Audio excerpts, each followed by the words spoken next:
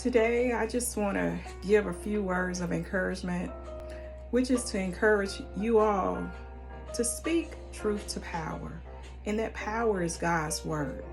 God's word is telling us, don't be afraid to speak up when you witness wrongdoing. God's word tells us, if you say, hey, that's none of my business, will that get you off the hook? Someone is watching you closely.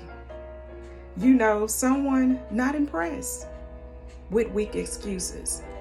God is encouraging us to speak truth to power, and that power is His word. When we see, we hear, and we witness wrongdoing being done, ask God for the courage and the strength to step up and speak up.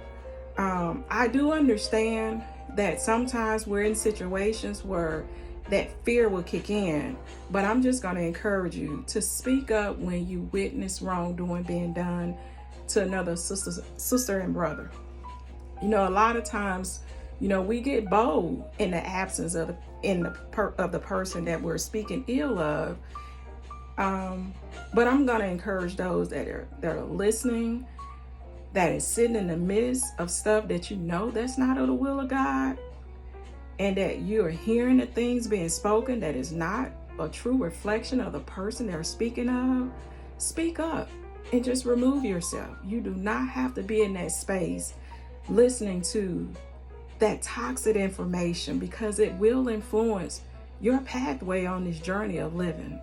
So again, I'm going to encourage you, speak up and do not be afraid to speak up.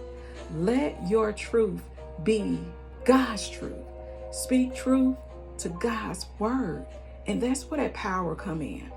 Don't allow the enemy to keep you silent on things that you know that is not of God, and that you know is not a reflection of who the person is that others are speaking ill of.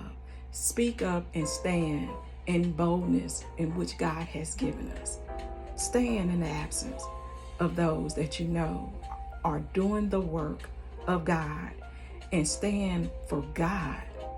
I just want to encourage you, speak God's truth to power. Speak up.